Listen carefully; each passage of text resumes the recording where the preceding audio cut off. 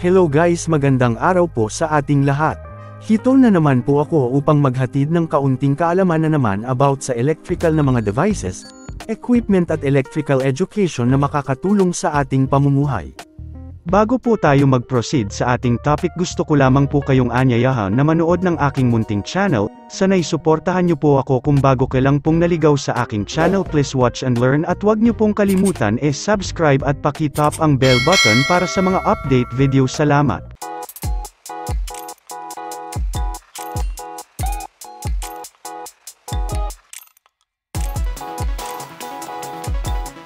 Ano ang electrician? Ang isang electrician ay isang profesional na may kasanayan sa pag-install, pagmamantini, at pagsasaayos ng mga sistema ng kuryente.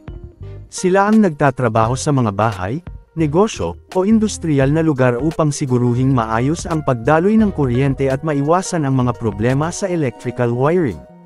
Kinakailangan nilang maging maingat at maalam sa mga patakaran sa kaligtasan upang maiwasan ang aksidente at pinsalang maaaring idulot ng kuryente.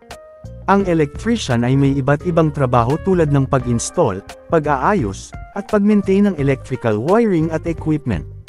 Sila rin ay nagtatrabaho sa pagsusuri at pag-diagnose ng electrical problems, pag-install ng electrical system sa mga bahay o gusali, at pagsunod sa safety standards para maiwasan ang aksidente.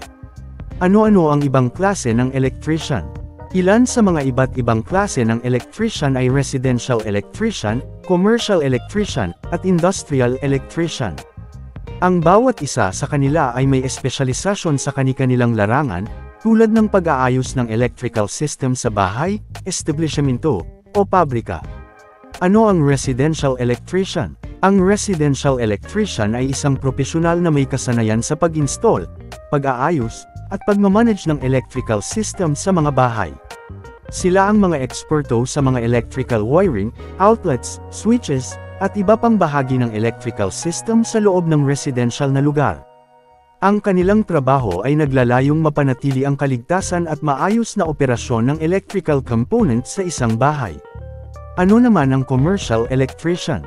Ang commercial electrician ay isang profesional na may espesyalisadong kasanayan sa pag-install, pag-maintain, at pag-ayos ng electrical system sa mga komersyal na gusali tulad ng opisina, tindahan, pabrika, at iba pang negosyo. Sila ay may kakayahan sa pag-handle ng mas mataas na electrical load at mas komplikadong mga sistema kumpara sa residential electricians. Ang kanilang trabaho ay maaaring magtaglay ng pag-install ng wiring, pagkabit ng electrical fixtures, at pagsasagawa ng regular na maintenance checks para sa kaligtasan at pag-andar ng electrical system ng isang establishmento. Ano ang industrial electrician? Ang industrial electrician ay isang profesional na may kasanayan sa pag-install, pag-maintain, at pag-ayos ng mga electrical system sa mga industrial na setting. Ito ay maaaring maglakip ng mga makabagong makina, kagamitan sa produksyon, at iba pang mga electrical components na kinakailangan sa isang pabrika o planta.